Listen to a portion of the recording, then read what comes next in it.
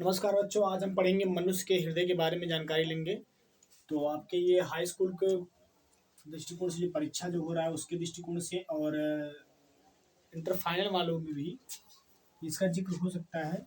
Biology में तो inter final में नहीं होगा, बट लेकिन आपके हाई स्कूल वाले चैप्टर में ये आपके जो है मिलेंगे बायोलॉजी में। ठीक है, तो हम जानेंगे कि मनुष्य के हृदय के बारे में आज सचित्र वर्णन उसका देखेंगे। तो मनुष्य का हृदय किस प्रकार से होता है, पहली बात तो उसके बारे में जानने का प्रयास करते हैं।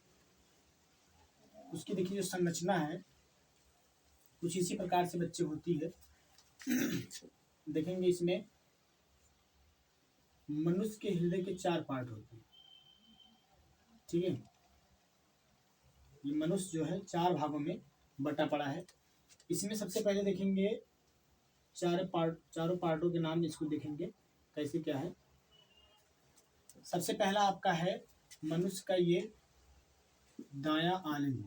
ठीक है, दायां आलिंग। ठीक, और ये आपका क्या है, बायां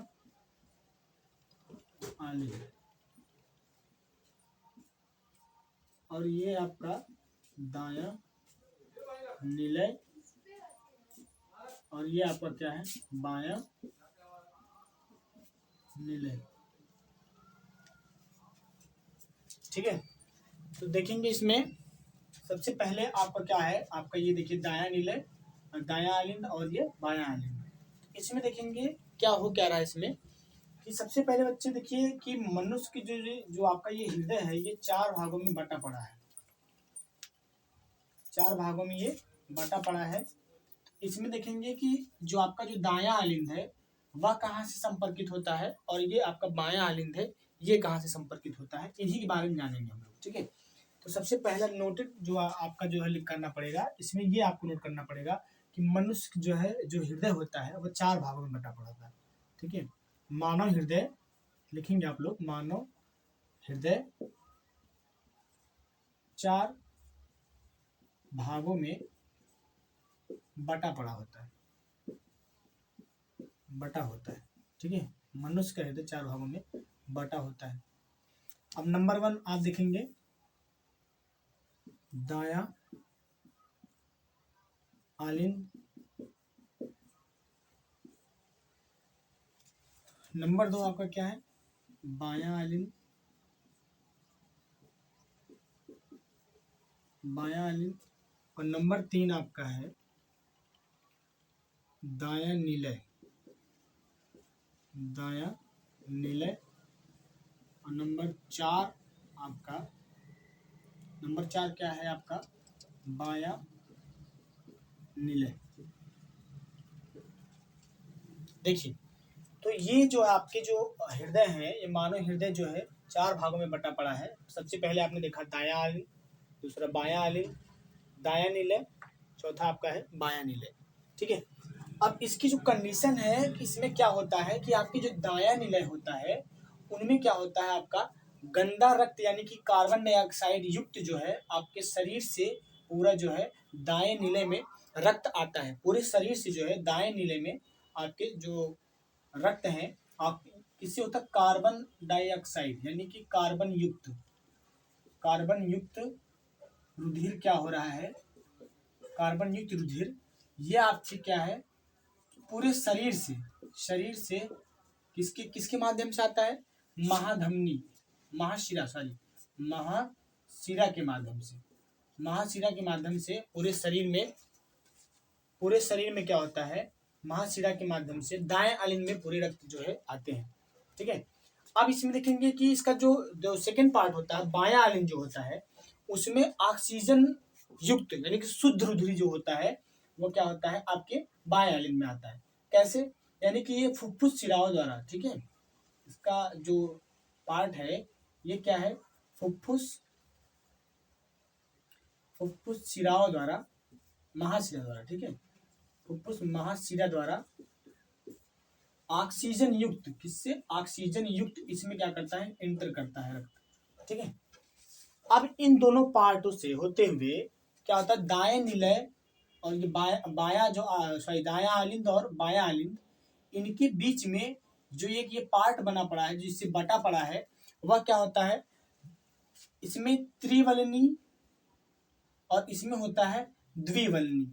ये त्रिवलनी और द्विवलनी कपाट से क्या होते हैं, दाया अलिंद बाया अलिंद से जुड़ा पड़ा है और बाया अलिंद आपके बाएं नीले से जुड़ा पड़ा है।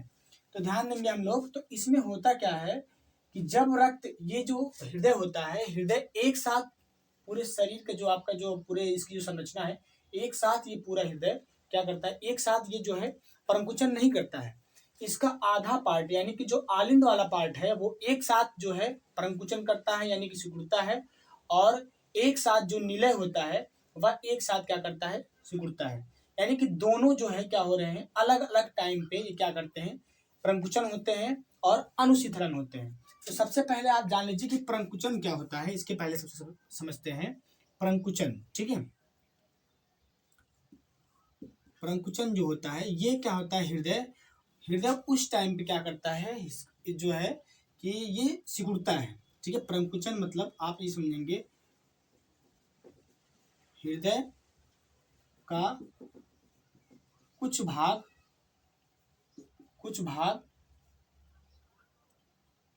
जब सिकुड़ता है, जब हृदय का कुछ भाग क्या होता है, सिकुड़ता है, तो उस टाइम पे क्या होता है, परंकुचन की क्रिया होती है। जब हृदय सिकुड़ता है तो उस टाइम पे क्या होता है, रक्त का, सबसे इंपॉर्टेंट टॉपिक ये, रक्त का क्या होता है, यानी कि रुधिर का, रक्त का संचार होता है, यानी कि प्रेशर बढ़ता है, यानी कि जो ब्लड प्रेशर होता है उस टाइम पे क्या होता है, बढ़ता है।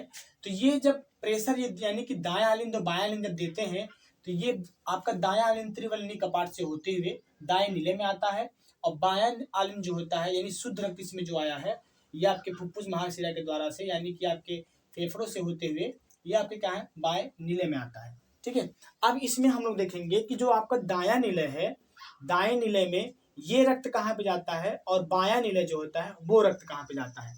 सबसे इंपॉर्टेंट चीज है इसके बीच में जो आपका त्रिवलनी कपाट और द्विवलनी कपाट, इसकी एक विशेषता ये है सबसे बड़ी कि ये क्या होता है कि जब आलिंद जब प्रेशर देते हैं तब तो ये अपने आप ये कपाट खुल जाता है, लेकिन जब दायां नीले या बायां नीले जब ये प्रेशर देते हैं तो ये जितने दोनों कपाट क्या होते हैं, बंद रहते हैं। यानी कि रक्त आ सकता है नीलियों में, लेकिन ये नीले से फिर रिटर्न नहीं जा पाता है। ठीक है, ये इसकी सबसे बड़ी विशेषता है। तो ये दाएं नीले और बाएं नीले की ये कंडीशन समझते हैं हम लोग। तो जो ये दायां नीले होता है, ये दायां नीले क्या होता है, ये धमनियों के माध्यम से क्या होते हैं, रुधिर क्या करते हैं, रुधिर का संचार करते हैं। यानी कि जो नीले होते हैं वो धमनियों पर डिपेंड होते हैं और जो आलिंद होते हैं वह महाशिराओं पर डिपेंड होते हैं। आपने अभी सुना कि जो है पूरे शरीर से रक्त जो है महाशिरा जो है आपका दाएं आलिंद में लेके आता है कार्बन युक्त, और पूरे शरीर से जो है शरीर से ना होकर के क्या है, ये जो फेफड़ों से शुद्ध जो रक्त होता है वो बाएं आलिंद में आता है। और दायां नीले जो है इसके बारे में देखते हैं कि जो दायां नीले होता है वह क्या करता है, वह धमनियों के माध्यम से यानी कि फुफ्फुस धमनियों के माध्यम से क्या करता है, ये ले आकर फेफड़े में, कहाँ करेगा, फेफड़े में, फेफड़े के फुफ्फुस क्या है, फुफ्फुस धमनी में, फुफ्फुस क्या है, धमनी के माध्यम से क्या करता है, इसके फुफ्फुस सिरे में क्या करता है, ये आके जोड़ देता है। जैसे कि अगर ये जाके जोड़ेगा यानी कि गंदा रक्त है ये, तो ये जोड़ेगा तभी तो आपका ये जो है फुफ्फुस महाशिरा, तभी तो इसको साफ जो है फेफड़ा उसको साफ करके फुफ्फुस महाशिरा में भेजेगा। तो वही कंडीशन है। तो बायां नीला जो था, अब ये क्या करता है, क्योंकि इसमें शुद्ध रक्त आया था द्विवलनी कपाट के माध्यम से, इस शुद्ध रक्त क्या करेगा, पूरे शरीर के हर एक पार्ट में रक्त का संचार करता है। ठीक है, तो ये सारी चीजें आप इसको जो है नोट करेंगे। तो सबसे इंपॉर्टेंट इसमें सबसे मुख्य रूप से आपको देखना पड़ेगा कि ये जो हृदय होता है वो 4 भागों में बटा पड़ा है, दायां आलिंद, बायां आलिंद, दायां नीले, बायां नीले। तो इनमें जानने के लिए सबसे पहली बात आप ये दिमाग में रखिएगा कि जो दायां आलिंद होता है वो शरीर से कार्बन युक्त जो है पूरे शरीर से जो रक्त होता है महाशिरा के माध्यम से दायां आलिंद में आता है।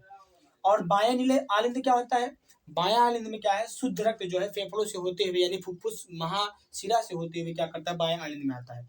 और त्रिवलनी कपाट से होते हुए दायां आलिंद का रक्त जो अशुद्ध रक्त है वो दाएं नीले में आता है।